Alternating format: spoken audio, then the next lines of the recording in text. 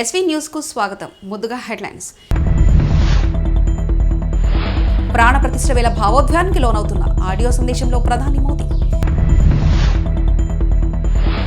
Sankranti effect. Hyderabad Vijayawada రహదారిపై traffic jam, ఖాళీ అవుతున్న నగరం. కాళేశ్వరాన్ని పట్టుకొని ఎందుకు పాకులాడుతున్నారు? రైతాంగాన్ని కాపాడాలన్న పోచారం శ్రీనివాసరెడ్డి. ప్రతిపక్షాలను తిట్టేవారికే వైసీపీలో ప్రాధాన్యత ఉంటుంది. పెనమాలూరు టికెట్ తనకెందుకు ఇవ్వలేదు? పార్టీ పెద్దలే చెప్పాలన్న పార్థసారథి. తిరుమలలో మరోసారి డ్రోన్ కలకలం, అదుపులో 2 భక్తులు. భారీ లాభాల్లో ముగిసిన మార్కెట్. 847 పాయింట్లు పెరిగిన సెన్సెక్స్, 247 పాయింట్లు లాభపడ్డ నిఫ్టీ. దేశమంతా రామజపంతో మునిగిపోతుంది. అయోధ్యలో శ్రీరాముడి ప్రాణప్రతిష్ఠకు ఇంకా 11 రోజుల సమయం ఉంది. ఈ నేపథ్యంలో ఇవాళ ప్రధాని మోదీ ఓ ఆడియో సందేశాన్ని రిలీజ్ చేశారు. 11 రోజుల పాటు ధార్మిక వేడుకలను నిర్వహించనున్నట్లు చెప్పారు.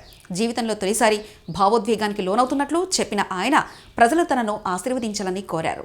श्री राम ने काफी समय बिताया था और आज मेरे लिए एक सुखद संयोग ये भी है कि आज स्वामी विवेकानंद जी की जन्म जयंती है। ये स्वामी विवेकानंद जी तो थे जिन्होंने हजारों वर्षों से आक्रांतित भारत की आत्मा को झकझोरा था।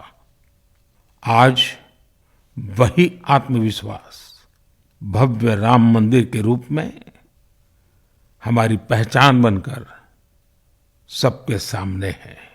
ఆంధ్రప్రదేశ్లో అత్యంత ఘనంగా జరుపుకునే సంక్రాంతి పండుగను కుటుంబ సభ్యులతో జరుపుకునేందుకు వెళ్తున్న వారితో హైదరాబాద్ విజయవాడ జాతీయ రహదారి కిక్కిరిసిపోయింది. వందలాది వాహనాలు ఒక్కసారి రోడ్డెక్కడంతో ట్రాఫిక్ నత్తనడకన సాగుతుంది. యాదాద్రి భువనగిరి జిల్లాలోని పతంగి టోల్ ప్లాజా వద్ద వాహనాలు కిలోమీటర్ల మేర బారులు తీరాయి. అయితే 95% వాహనాలకు ఫాస్టాగ్ పూర్తి కావడంతో టోల్ ప్లాజా వద్ద వాహనాల కదలికలో వేగం పుంజుకుంది. మరోవైపు ట్రాఫిక్ను వీలైనంత వేగంగా క్లియర్ చేసేందుకు టోల్ ప్లాజాలోని 10 గేట్లను ఎత్తారు.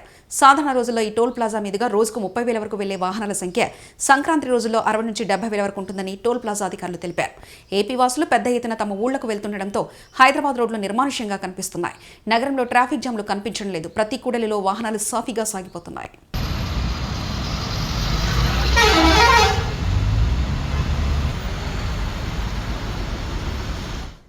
కాళేశ్వరం ప్రాజెక్టుపై విచారణ చేసుకోవచ్చని దానిని స్వాగతిస్తామని బీఆర్ఎస్ నేత పోచారం శ్రీనివాసరెడ్డి శుక్రవారం అన్నారు.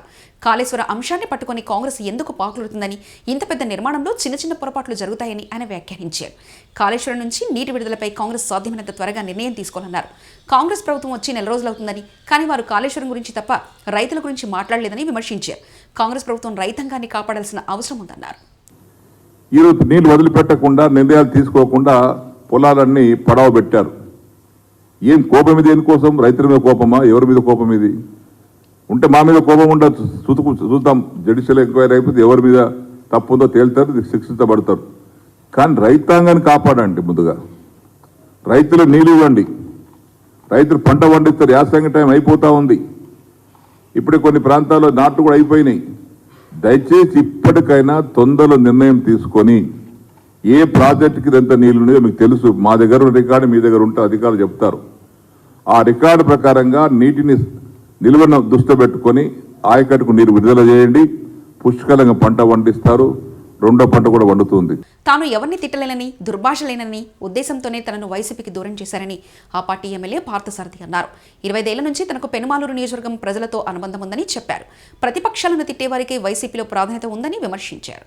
తనకు మంత్రి పదవి వస్తుందని భావించానని తెలిపారు. పార్టీ కోసం తాను ఎంతో చేశానని, పార్టీ ఆఫీస్ కోసం ఎంతో విలువైన తన భూమిని కూడా ఇచ్చానని చెప్పారు. పెనుమాలూరు నియోజకవర్గ ప్రజలు తన అనుచరులతో చర్చించి భవిష్యత్తు కార్యాచరణ ప్రకటిస్తానని తెలిపారు. జిల్లాలో మిగిలిన నాయకుల కంటే ఎక్కువగా పార్టీ కోసం పనిచేశానని పార్థసారథి చెప్పారు. పెనుమాలూరు నుంచి కాకుండా గన్నవరం నుంచి తనను ఎందుకు పోటీ చేయించాలనుకున్నారని ఆయన ప్రశ్నించారు. గన్నవరంలో తనని పోటీ చేయించి ఓడించాలనుకున్నారా, లేక పెనుమాలూరులో మరో బలమైన అభ్యర్థిని పెట్టి గెలిపించాలనుకున్నారా అని అడిగారు. పెనుమాలూరు టికెట్ తనకు ఎందుకు ఇవ్వలేదో పార్టీ పెద్దలు చెప్పాలని అన్నారు. తన సొంత నియోజకవర్గం పెనుమాలూరు నుంచి పోటీ చేయాలన్నదే తన కోరిక అని చెప్పారు. మరోవైపు ఈ సాయంత్రం టీడీపీ అధినేత చంద్రబాబుతో పార్థసారథి భేటీ కానున్నారు. ఈ సమావేశం అనంతరం టీడీపీలో ఆయన ఎప్పుడు చేరబోతున్నారనే విషయంలో క్లారిటీ వచ్చే అవకాశం ఉంది.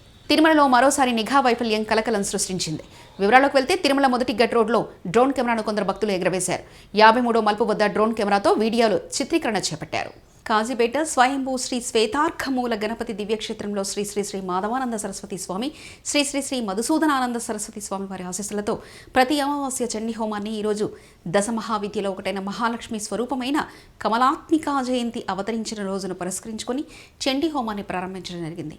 ఈ కార్యక్రమంలో వేద పండితులు కల్లకుంట్ల ప్రశాంత్ శర్మ, ఆలయ అర్చకులు ఆనందపాటి మనోజ్ కుమార్, శివం మహారాజ్, రోహిత్ త్రిపాఠి, హరికృష్ణ స్వామి మరియు సిబ్బంది, మేనేజర్ లక్కారవి, పిఆర్ఓ మణిదీప్, సాయి తేజ, అరుణ్ కుమార్ రెడ్డి, శ్రీనివాసరావు, పద్మ తదితరులు భక్తులకు నిత్యన్నదాన ప్రసాద వితరణ చేయడం జరిగింది.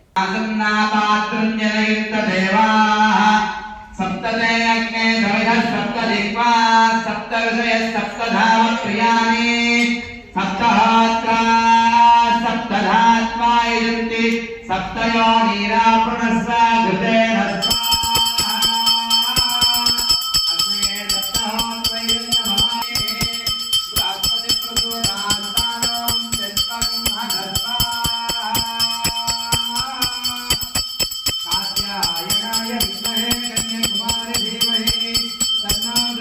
एकादशमे तिस्रश्चमे पञ्चदशमे सप्तदशमे नवदशमे एकादशमे त्रयोदशमे पञ्चदशमे सप्तदशमे नवदशमे एकविंशतिदशमे त्रयोविंशतिदशमे पञ्चविंशतिदशमे सप्तविंशतिदशमे नवविंशतिदशमे एकत्रिंशतिदशमे त्रयत्रिंशतिदशमे चतुर्दशमे चौदशमे द्वादशमे षोडशमे विंशतिदशमे चतुर्विंशतिदशमे अष्टाविंशतिदशमे द्वात्रिंशतिदशमे चतुर्विंशतिदशमे चत्वारिंशतिदशमे त्रिंशत्वारिंशतिदशमे एकादशत्वारिंशतिदशमे శివాని జూనియర్ కళాశాల ఆధ్వర్యంలో ఫేర్వెల్ పార్టీ ఘనంగా నిర్వహించారు. హనుమకొండ చింతగట్టు క్యాంప్లోని ఎన్టీఆర్ గార్డెన్స్లో నిర్వహించిన ఈ కార్యక్రమంలో జబర్దస్త్ టీం, క్రిస్మస్ సినిమా ఆర్టిస్టులు పాల్గొని విద్యార్థులను ఊరుతొలగించారు.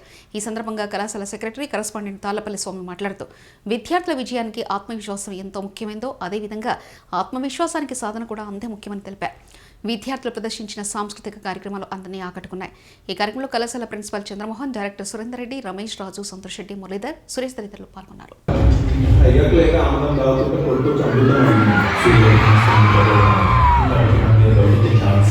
జబర్దస్త్ టీముతో పాటు కిస్మత్ సినిమాకు సంబంధించిన డైరెక్టర్స్, హీరోలను కూడా మేము వాళ్ళని ఆహ్వానించడం జరిగింది. వాళ్ళు కూడా రావడం జరిగింది. వాళ్ళ యొక్క సినిమా గురించి కూడా వాళ్ళు ప్రమోషన్ చేసుకోవడం జరిగింది. దీనితో పాటుగా ముఖ్యంగా ఈ యొక్క ఫెస్టులో మాకు పిల్లలకు సంబంధించిన వాళ్ళ భవిష్యత్తుకు సంబంధించి శివాని ఎడ్యుకేషనల్ ఇన్స్టిట్యూషన్స్ కరస్పాండెంట్ స్వామి గారు వారికి అమూల్యమైన సలహాలను ఇవ్వడం జరిగింది. భవిష్యత్తులో మనము సమయాన్ని సద్వినియోగం చేసుకుంటూ క్రమశిక్షణతో, పట్టుదలతో ఉన్నత శిఖరాలను చేరుకోవాలంటే కష్టపడి చదవాలి. మనం కొన్ని త్యాగాలు చేస్తేనే మనకు ఫలితాలు అనేవి చాలా ఉన్నత స్థితిలో ఉంటాయని కూడా వారు వాళ్ళ యొక్క అమూల్యమైన సలహాలను ఇవ్వడం జరిగింది. ఈ కార్యక్రమంలో సారుతో పాటు శివాని కళాశాల యాజమాన్య మిత్రులు మరియు అధ్యాపక మిత్రులు మరియు గౌరవనీయులైన తల్లిదండ్రులు కూడా ఇందులో పాల్గొనడం జరిగింది. ఈ కార్యక్రమం అనేది ప్రతి ఏటా కూడా మేము ఇదే విధంగా జరుపుకోవడం జరుగుతుంది. వికాస్ మాస్టర్ జీ పాఠశాలలో ముందస్తు సంక్రాంతి సంబరాలు నిరాడంబరంగా నిర్వహించారు. గురువారం హనుమకొండారెడ్డి కాలనీలోని పాఠశాల ప్రాంగణంలో ఏర్పాటు చేసిన ముందస్తు సంక్రాంతి సంబరాల్లో విద్యార్థులు ఉత్సాహంగా పాల్గొన్నారు. ఈ సందర్భంగా పాఠశాల ప్రిన్సిపల్ రాగివాణి మాట్లాడుతూ సంక్రాంతి పండుగ రోజున సూర్యుడు మకర రాశిలో ప్రవేశించి మకర సంక్రమణం జరుగుతుందని, మన పండుగలు ప్రకృతిని ఆరాధించే విధంగా ఉంటాయన్నారు. సంస్కృతి సాంప్రదాయాలు ముందు తరాలకు తెలపాలనే ఉద్దేశంతో ఇలాంటి కార్యక్రమాలు చేపడుతున్నామన్నారు. కార్యక్రమంలో vice principal Sridevi, administrative officer Kakkarla Nagaraju, S Rajitha, Anusha, Swathi, Veerahanuman తదితరులు పాల్గొన్నారు.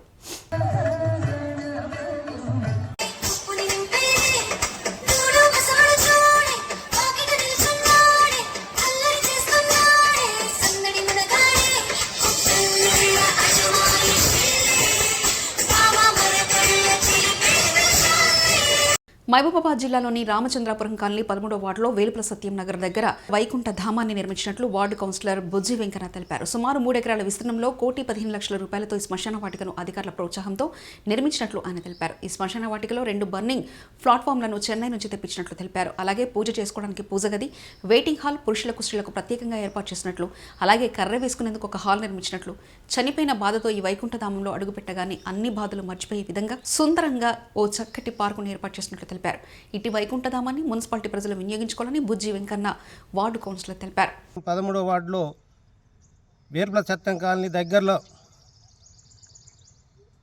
కష్టపడి ఎన్నో కోట్లు ఎంతో సంపాదించిన చనిపోయిన రోజు ఎక్కడ ఎటు తీసుకెళ్ళాలి, ఎక్కడ దానం చేయాలని ప్రజలు ఎంతో ఇబ్బంది పడ్డ దాన్ని అర్థం చేసుకొని కూడా దాన్ని దృష్టిలో పెట్టుకొని గతంలో ఈ ప్రాంతంలో ఎంతోమంది పాలించిన కనీసానికి ఇంత గవర్నమెంట్ భూమి ఉన్నా కానీ ఎవరు కూడా తన సొంతానికి ఉపయోగించుకొని కబ్జాలు చేసుకొని ఇష్టరాజ్యంగా అమ్ముకొని మరి ఎంతో లబ్ధి పొంది ఇవాళ ఒక్కొక్కరు ఫామ్ హౌస్ కట్టుకొని ఇండ్లు నివాసిస్తున్నారు. మరి అలాంటిది కాకుండా ఒక మనిషిగా భూమి మీద పుట్టి ఒక మనిషికి మనిషి చేదోడు ఆదోడుగా ఉండాలనే ఉద్దేశంతో ఆ రోజు ఎంఆర్ఓ గారిని దగ్గర పోయి, సార్ మాకు ఇట్లా ఇబ్బంది ఉన్నది, మాకు కొంత స్థలం కావాలంటే వారు దాదాపు ఇక్కడ కొద్ది గొప్ప 3 ఎకరాల స్థలాన్ని మాకు కేటాయించడం జరిగింది. దాన్ని గవర్నమెంట్ మా మున్సిపాలిటీ ఇంజనీరింగ్ అధికారుల దృష్టికి తీసుకెళ్ళిన తర్వాత వాళ్ళు దీనికి 1 కోటి రూపాయలు కూడా శాంక్షన్ చేయడం జరిగింది. ఆ తదుపరి ఈ 1 కోటి రూపాయలు సరిపోవట్లేవు అన్నాక కూడా మళ్ళీ 15 లక్షల రూపాయలు శాంక్షన్ చేసి 2 బర్నింగ్ ప్లాట్ఫామ్లు, 1 పూజా గది, 1 కర్ర వేసుకుంటానికి చనిపోయిన వాళ్ళకు కర్ర వేసుకుంటానికి 1 hall, toilets, bathroom ladies and gents, 1 waiting hall, 1 watchman room. అదే కాకుండా దీనికి పవర్ ఇబ్బంది ఉన్నది, ఇంకా ఈ ప్రాంతంలో రోడ్స్ ఇంకా క్లియర్గా ఎట్నుంచి చేయాలన్నది ఆలోచించుకొని దాన్ని ఎమ్మటే కమిషనర్ గారిని మా చైర్మన్ గారి దృష్టికి తీసుకెళ్తే 2,60,000 రూపాయలతోని సోలార్ పంపు, బోరు కూడా వేసి ఇలా మొత్తం కూడా ట్యాంకులు, సంపు, నల్లాలు పెట్టి చెబిర్లు పెట్టి కూడా అంతా శుభ్రంగా చేసుకోవడం జరిగింది. అయితే ఇక్కడికి మహబూబాబాద్ జిల్లా వడ్డెర జాతి ఆశాకిరణం వడ్డే ఓబన్న 217వ జయంతి వేడుకలను జిల్లా బీసీ సంక్షేమ శాఖ ఆధ్వర్యంలో కలెక్టరేట్లో ఘనంగా నిర్వహించారు. ఈ వేడుకలకు ముఖ్య అతిథిగా జిల్లా కలెక్టర్ అద్వైత్ కుమార్ సింగ్ హాజరై ఓబన్న చిత్రపటానికి పూలమాలలు వేసి నివాళులర్పించారు. ఈ సందర్భంగా ఆయన మాట్లాడుతూ అట్టడి వర్గాల అభ్యున్నతి ధ్యేయంగా పోరాడిన యోధుడు వడ్డే ఓబన్న అని, ఓబన్న పోరాట పటిమల స్ఫూర్తిగా తీసుకుని ప్రతి ఒక్కరూ తమ ప్రాంతం అభివృద్ధికి కృషి చేయాలని కోరారు. ఈ కార్యక్రమంలో వడ్డెర సంఘం రాష్ట్ర గౌరవ అధ్యక్షుడు గుంజ హనుమంతు, జిల్లా అధ్యక్షుడు సంపంగి రామచంద్రు, రామదాసు, సంపంగి పరశురాం, దర్గయ్య, సంపత్ పాల్గొన్నారు. ఆయన చరిత్ర నుంచి స్ఫూర్తి తీసుకొని మనం కూడా మన ఊరు, మన జిల్లా, మన రాష్ట్రానికి అభివృద్ధిలో భాగస్వామ్యం అవుతామని నేను ఆశిస్తున్నాను. మీ అందరి సహకారం కూడా దాంట్లో కోరుకుంటున్నాము. ఈరోజు ఒక చాలా పవిత్రమైన, ఒక చాలా ఇంపార్టెంట్ మన రాష్ట్ర స్థాయి దాంట్లో ఒక దివసం ఉంది. మనమందరం ఈరోజు కూడా ఒక సంకల్పం తీసుకొని మనం మన స్థాయిలో ఉన్నప్పటికీ కూడా మనం ఎట్లా ముందుకు వెళ్ళాలి, మన జిల్లాకి, మన దేశానికి, మన రాష్ట్రానికి ఎట్లా మనం అభివృద్ధిలో భాగస్వామ్యం అవ్వాలి. ఈరోజు సంకల్పం తీసుకొని జిల్లా స్థాయి నుంచి ఏదైనా సహకారం ఉంటే మేము కూడా సిద్ధంగా ఉన్నాము. మేము కూడా మీ అందరికీ సహాయం అందే విధంగా ప్రయత్నం చేస్తాము. ముఖ్యంగా అంత గొప్ప మహానుభావ దివసం ఈరోజు.